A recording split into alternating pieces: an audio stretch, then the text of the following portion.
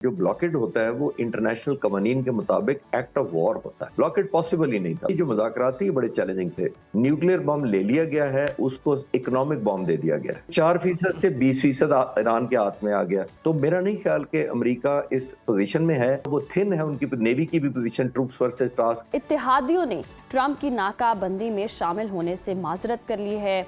क्यों उनके अपने मुआशी मुफादात दाव पर हैं, ये जो सूरत हाल लग रही है इसी वजह से शायद। और इसी गर्मा गर्म माहौल में वज़ीर आज़म शहबाज शरीफ का हंगामी दौरा सऊदी अरब जी बहुत अहमियत इख्तियार कर गया। और ऐसा लगता है कि इस्लामाबाद मुज़ाकरात के बाद अब रियाद में कुछ बड़े फैसले होने वाले हैं। तो इन तमाम पहलुओं को समझने के लिए आज हमारे साथ मौजूद हैं माहिर दिफाई अमूर एयर कमांडर खालिद चिश्ती साहब। सर बहुत शुक्रिया आपके वक्त का। वेलकम टू सुनो पाकिस्तान। ईरान मुज़ाकरात को आगे बढ़ाने में संजीदा है और इशारे भी मिल रहे हैं। पाकिस्तान की कोशिशें भी आपके सामने हैं। दूसरी तरफ ट्रंप साहब आज कुछ और कल कुछ और बात कर देते हैं। क्या ये तजाद किसी बड़े फौजी तसादुम की तरफ इशारा है? बहुत शुक्रिया माहम और ज़हरा आपने इन्वाइट किया। वेलकम। देखिए, जो जितने दिन जंग चली है 40 दिन, प्रेसिडेंट ट्रंप जिस तरह आप कह रहे थे कि वो मिजाज के मुताबिक उनकी बयानात बदलते रहते हैं, उनकी गोल सेटिंग बदलती रहती है। तो उन्होंने बहुत ज़्यादा बयानात ऐसे दिए हैं जो ज़ाहिर उन्होंने साबित नहीं कर सके कि वो करना भी चाहते थे कि नहीं करना चाहते थे। अभी ये जो उन्होंने कहा है कि मैं अपना हॉर्मोज बंद कर दूंगा, ये मुझे बड़ी स्ट्रेंज बात लगी। उसकी वजह ये है कि जब वो इस इलाके में आए थे तो उनका ख्याल ये था कि वो तो स्टेट ऑफ हॉर्मोज पर खुद कब्जा कर लेंगे, ईरान को रजीम चेंज कर देंगे। बजाय आहिस्ता आहिस्ता उन्होंने गोल देखा कि ईरान ने खुद स्टेट ऑफ हॉर्मोज का कंट्रोल संभाल लिया, तो उनके हाथ से कंट्रोल चला गया। फिर उन्होंने, आपको याद होगा, 19 मार्च को कहा कि अगर ईरान ने स्टेट ऑफ हॉर्मोज 48 घंटे के अंदर ना खोला तो मैं बहुत तबाही मचाऊंगा ईरान के लिए। और फिर 2 दिन गुजरने के बाद उन्होंने फिर कहा कि हमारे तो बड़े अच्छे मुज़ाकरात चल रहे हैं ईरान के साथ। फिर कहा बड़ी इंटेलिजेंट है उनकी टीम है इस वक्त। यानी उन्होंने पोल शिफ्टिंग, जिसको गोल पोस्ट चेंज करते रहे, नंबर 1। फिर हैरानकुन बात यह है कि जब आप एक चीज खुलवा नहीं सके तो या अनब्लॉक नहीं करवा सके तो एक और ब्लॉक लगाकर आप अपनी एक कमजोरी साबित कर रहे हैं। मेरा मानना यह है कि अगर आप खुलवा सकते तो सिर्फ 35 किलोमीटर का एरिया खुलवा दें। लेकिन जिस जगह पे आप कह रहे हैं कि हम ब्लॉक करेंगे, जरा आप गूगल पे जाएं तो लैपटॉप से हट के जरा विजुलाइज करें समंदर। तो मैंने थोड़ी फ्लाइंग की हुई है इस एरिया में, तो देखिए ये तो हजारों स्क्वायर किलोमीटर का इलाका बनता है। ये कोई हमारे जो मैप्स और मोबाइल्स के अंदर जो लैपटॉप्स पे समंदर आता है, ये उतना बड़ा नहीं होता। तो हजारों किलोमीटर अगर आप इन्फोर्स कैसे करेंगे? आप तो 35 किलोमीटर पर अपनी नेवी फोकस करके उसको अंडू नहीं करा सके। ये बात। दूसरा, एक और आपके व्यूअर्स को पता होना चाहिए कि जो ब्लॉकेड होता है वो इंटरनेशनल कवानीन के मुताबिक एक्ट ऑफ वॉर होता है। तो एक्ट ऑफ वॉर कहीं भी हो, आपके व्यूअर्स को मैं रिफ्रेश कर देता हूं कि मई 2025 में जब हिंदुस्तान ने पहलगाम का वाकया हुआ था, तो अप्रैल के एंड में एक बयान दिया था इंडिया की तरफ से कि हम पाकिस्तान का ब्लॉकेड करेंगे, अपना एयरक्राफ्ट फेमस या इनफेमस अपना एयरक्राफ्ट कैरियर विक्रांत लेकर आएंगे और हम पाकिस्तान का पक्ष है। तो पाकिस्तान की हुकूमत ने और मुसल्लह अफवाज ने ऐलान किया था कि अगर हमारा ब्लॉकेड करने की कोशिश की गई तो एक्ट ऑफ वॉर होगा। और मैं आपको कंफर्म कर सकता हूं कि पाक फ़िज़ाइया का एक डेडिकेटेड फ्लीट तैयार था कि अगर एयरक्राफ्ट कैरियर इंडिया ने निकाला तो हमारा अल्हम्दुलिल्लाह स्क्वाड्रन जाकर उसको स्ट्राइक करेगा। तो ये एक्ट ऑफ वॉर में सिर्फ इंटेंसिटी आपको बताने के लिए रेफर किया है पाकिस्तान का और पाक फ़िज़ाइया का रोल। तो ये मैं सिर्फ इस बैकग्राउंड बता रहा हूँ। तो ये एक्ट ऑफ वॉर से आपने नोट किया, उन्होंने स्टैंस बदल दिया है। शायद किसी लीगल एडवाइजर ने उनसे कहा होगा कि आप तो जंग की बातें कर रहे हैं, ये तो यूनाइटेड नेशंस के क्राइम के जुमरे में आता है कि आपने जुर्म किया और दूसरे मुल्क उस पर दिफा का हक रखते हैं। तो अब उन्होंने सिलेक्टिवली कहना शुरू कर दिया कि हम ईरान से आने वाले और जाने वाले जो जहाज होंगे उनको चेक करेंगे।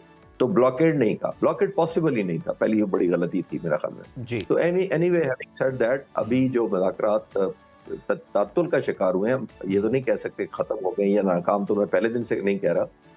दूसरी बात एक और बड़ी इंपॉर्टेंट है। देखिए जो मुज़ाकरात थी बड़े चैलेंजिंग थे। पाकिस्तान के लिए बहुत होस्ट कर लेना बहुत बड़ी बात थी। और सबसे बड़ी बात ये थी कि 2 इतने डाइवर्जेंट मिलिट्री ऑब्जेक्टिव के मुल्कों को एक टेबल पर बिठा देना, इजराइल को इररिलेवेंट कर देना। तो आई थिंक हमारी ये बड़ी कामयाबी थी। दुआ गो हैं कि ये कंटिन्यू रहे और इसका पार्ट 2 भी हो। ईरान ने तो ऑलरेडी फेवर कर दिया है कि हम सेकंड राउंड के लिए पाकिस्तान का इंतखाब करना चाहेंगे।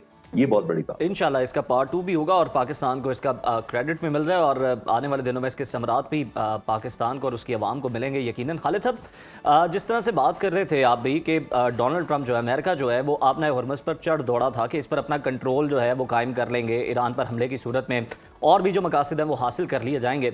अब तो ये कहा जा रहा है कि अगर ईरान के पास आपना हॉर्मज़ है तो उसे फिर एटम बम की क्या ज़रूरत है। यूरोप भी ट्रंप की पॉलिसियों पर खासा नाराज़ है। क्या वाशिंगटन और यूरोप के दरमियान ये जो दूरी है ईरान को स्ट्रेटेजिक फायदा पहुंचाएगी? देखिए, अमेरिका तो वो मुल्क है, मैं हिस्ट्री थोड़ी सी पढ़ने का शौक रखता हूं, तो 1798 से लेकर 1800 तक, ये 2 साल तक एक जंग हुई थी, उसका नाम था क्वासी वार। और वो जंग लड़ी गई थी between America and France. England लड़ रहा था फ्रांस के साथ। फ्रांस ने इसी तरह फ्रीडम ऑफ नेविगेशन, शिपिंग की रोकने की एक डिक्लेयर्ड कोशिश की थी। अमेरिका ने फ्रांस से लड़ाई की थी कि तुम्हारा हक नहीं है, रास्ता खोलो। और कितने साल पुराने? तकरीबन 225 साल पहले। तो ये मैं सिर्फ हिस्ट्री से बता रहा हूं कि ये तो वो अमेरिका है जो फ्रीडम ऑफ नेविगेशन के लिए दूसरों पर हमले करता रहा है कि आप नहीं बंद कर सकते। फ्रांस ने कोशिश की थी, तो अब ये ऑपोजिट कर रहे हैं। अब आप जो उज़ैर पूछ रहे हैं कि nuclear bomb versus state of Hormuz, देखिए मैं तो कई दिनों से कह रहा हूं कि ये एक न्यू फाउंड वेपन ईरान के हाथ में दे दिया गया है अमेरिका की तरफ से। न्यूक्लियर बम ले लिया गया है, उसको इकोनॉमिक बम दे दिया गया है। ईरान को पता है कि मैं 4% जो तेल कंट्रोल करता था जंग शुरू होने से पहले, जो सिर्फ 90% उसका एक्सपोर्ट करता था अमेरिका को, शायद मैं पहले भी बताया, सॉरी चाइना को, तो ये मैं पहले भी शायद डाटा बताया हो कि 1.38 बिलियन रोजाना वो सिर्फ चीन को एक्सपोर्ट करता था, वो सिर्फ 4% था। और ईरान का तकरीबन 90% एक्सपोर्ट वही था सिर्फ। तो 4% से 20% ईरान के हाथ में आ गया। फिर ईरान ने ये देखा कि मेरा मानना ये है कि ईरान को ये समझ आई होगी कि न्यूक्लियर बम मैं अगर बना भी लूं तो पता नहीं कितने दिहाइयां सदियां या इस्तेमाल कर भी सकूंगा कि नहीं इस्तेमाल कर सकूंगा। बहुत महंगा है, प्राइस देनी पड़ रही है, डिस्ट्रक्शन हो रही है, हमले हो रहे हैं। वो कभी वायबल है भी कि नहीं। लेकिन उसको लगा कि ये जो अपना हॉर्मोज वाला जो इकोनॉमिक बॉम्ब है, ये तो ना सिर्फ रिलायबल है, ना सिर्फ इकोनॉमिकल है, ना सिर्फ ज्यादा इफेक्टिव है। तो आई थिंक ये एक न्यू फाउंड रियलिज्म है। अब दूसरी एक और बड़ी इंपॉर्टेंट बात है कि 40 दिन जंग करके एक न्यू फाउंड ईरान को कॉन्फिडेंस भी मिला है, रेजिलियंस का, कि हम हिट बैक जितना करने से पहले खुद इतनी बीटिंग ले सकते हैं, इतनी डिस्ट्रक्शन करवा सकते हैं। तो वो एक न्यू फाउंड एडवांटेज है। उसको ये लगा है कि अब आप देखिए उनका मोराल कहाँ है, इसी वजह से उन्होंने सख्त शराइत रखी हैं। ये देखिए कि उन्होंने ये देखा कि हमारे अटैक्स कितने लीथल हो गए हैं जितना वो हिट बैक करते हैं। तो आई थिंक ये बहुत ज्यादा डायनामिक्स चेंज हो गए हैं।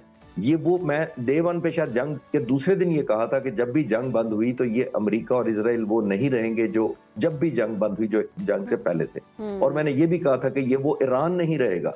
मैं पॉजिटिव सेंस में ईरान का कहा था और नेगेटिव सेंस में इजराइल अमेरिका का कहा था जंग के दूसरे जब शुरू हुई थी। तो अब देखिए आज अमेरिका वो नहीं है, अब बेबसी नजर आती है। उनकी नेवी इस काबिल नहीं है कि वो छुड़ा सके स्टेट ऑफ हॉर्मुज़ का कंट्रोल।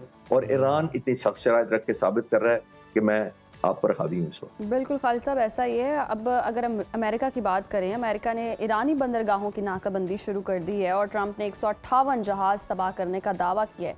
अब नाए हॉर्मुज़ पर कंट्रोल कायम रखना ईरान के लिए आसान रहेगा? देखिए, स्टेट ऑफ हॉर्मुज़ का उसने बहरी जहाजों से कंट्रोल उस तरह नहीं करना था डायरेक्टली। वो स्टेट ऑफ हॉर्मुज़ किस तरह दिफा कर रहा है, वो उसी तरह दिफा कर रहा है जिस तरह उसने दिफा किया है 2 अमेरिकन एयरक्राफ्ट कैरियर के खिलाफ। 2 एयरक्राफ्ट कैरियर लाए के नंबर 1 दुनिया का इब्राहिम लिंकन, जिसपे F-35 10 जहाज हैं, 75 के करीब F-18 जहाज हैं, 4.5 एकड़ की ये समझे जमीन फ्लोट कर रही थी। इतने बड़े प्लेटफॉर्म होता है, जरा विजुअलाइजेशन के लिए मैं कह रहा हूँ। तो दूसरा एक जराज फोर्ड को लाया गया, उसको वेनेजुएला की मुहासरे से हटाया गया। उसने वेनेजुएला का मुहासरा किया हुआ था तो वहां लाया गया और कहा मेडिटेरियन सी में लाया गया, इजराइल के समंदर की तरफ, ताकि वो इजराइल का प्रोटेक्शन कर सके, उधर से अगर अटैक आने वाले तमाम मिसाइलों को सामने से इंटरसेप्ट कर सके। तो जब लाया गया, दोनों पर ईरान ने कामयाबी से हमला किया तो उनको पुल बैक कर लिया गया। इस वक्त जो आप हम पूछ रही हैं कि सलाहियत है कि नहीं, अमेरिकन नेवी का मैं बहुत क्लोजली स्टडी कर रहा हूँ कि इस वक्त कितनी फोर्सेज उसके इस एरिया में है। वो उनकी रेशो बहुत थिन है। इसको मैं कहता होता हूँ ट्रुप्स वर्सेस टास्क रेशो। यानी आपने जो कैपेसिटी, ट्रुप्स का मतलब फिजिकल ट्रुप्स नहीं, ट्रुप्स का मतलब है तमाम एसेट्स, तमाम कैपेबिलिटी जो यहाँ पे इस इलाके में मौजूद है, वर्सेस जो टास्क मिला है उनको वो बहुत मुश्किल मिला है। और फिर एक जो उन्होंने एट्रिशन कॉज की है, जो डैमेज ईरान ने कॉज किया है, हवा में भी आप नोट करें जो डैमेज कॉज किया, इतने जहाजों को गिरा लिया है, तो ये विल टू फाइट खत्म करना या कंप्रोमाइज करने की कोशिश होती है ईरान की। तो मेरा नहीं ख्याल कि अमेरिका इस पोजीशन में है। जैसे मैंने कहा, वो थिन है, उनकी नेवी की भी पोजीशन, ट्रूप्स वर्सेस टास्क, उनको काम बहुत ज्यादा दिया गया है। एयरक्राफ्ट कैरियर पीछे पुल बैक कर लिए गए हैं। अब आखिरी बात, मैं इस बात के सवाल में एक इंपॉर्टेंट बता देता हूं कि जब इस तरह की आप एनफोर्समेंट करते हैं, जो मैंने कहा हजारों स्क्वायर किलोमीटर का खुला समंदर है और जमीन के कर्व की वजह से आपको चंद किलोमीटर के बाद दूसरा शिप नजर नहीं आता, क्योंकि जमीन गोल है, तो आपसे 10-20 किलोमीटर जो दूर जहाज खड़ा होता है वो आपको नजर भी नहीं आता एक जहाज पे खड़े होके। ठीक है, one of the aircraft carrier इनका रूजवेल्ट, मैंने खुद भी विजिट किया हुआ है जब मैं एयरफोर्स टाइम पे था। तो ये बहुत बड़ा एसेट होता है, लेकिन उतना ही बड़ा वनरेबिलिटी भी होती है, यानी जिसकी वजह से मैंने दो कहे कि उन्होंने टारगेट कर लिए। इनको दर्जनों की तादाद में डिस्ट्रॉयर लाने पड़ेंगे अलॉन्ग विद एयरक्राफ्ट कैरियर, तब जाके ये सोच सकते हैं। कर सकेंगे कि नहीं, वो मुझे अभी भी बहुत शकूक है। अच्छा खालिद साहब, ये तो बात हो गई स्ट्रेट ऑफ हॉर्मुज़ की, और जब ट्रंप ने नाकाबंदी का ऐलान किया तो अब हम देखते हैं ईरान की जानिब से भी जो स्टेटमेंट सामने आई है, वो कहते हैं आपकी तवज्जो आपने हॉर्मुज़ पर है, लेकिन आप बाबुल मंदिब को भूल रहे हैं। हम उसका कंट्रोल भी संभाल सकते हैं, वहाँ पर भी आपके लिए मुश्किलात जो हैं वो पैदा कर सकते हैं। क्या वाकई ईरान और उसकी प्रॉक्सीज की इतनी सलाहियत है कि बाबुल मंदिब को भी बंद किया जा सकता है? जी, बाबुल मंदिर तो एरिया वाइज ये चढ़ाई में बहुत छोटा है, उससे भी ज्यादा स्ट्रेटेजिक है। वो सऊदी अरब के दूसरी तरफ है, यानी जहां से जा सकता है, पॉसिबली तेल जाता है जी। तो वहां पे मोस्टली ह्यूतीज का कंट्रोल है, और ह्यूतीज का आपको पता है कि कंट्रोल ईरान के पास है इस वक्त। तो ह्यूतीज ने पिछले दिनों जो फायरिंग भी की थी इसराइल पर, हिजबुल्लाह पर जब हमले शुरू हुए थे, तो उन्होंने टाइमिंग किया था कि इधर से ह्यूतीज ने फायरिंग की थी, उधर हिजबुल्लाह ने इसराइल पर फायरिंग की थी, यहाँ पे डायरेक्ट ईरान ने खुद फायरिंग की थी। तो आई थिंक वो जो बाबुल मंदिब है, ये बहुत एक उससे भी शायद क्रिटिकल होगा। ये अब वो रियलाइज नहीं कर रहे, ये सारे तमाम ममालिक जो कन्फ्रंटेशन ईरान को किए बैठे हैं, कि ये जब भी हुआ ये मुज़ाकरात से खुलना है, बाय फोर्स आप ना खुलवा सकेंगे।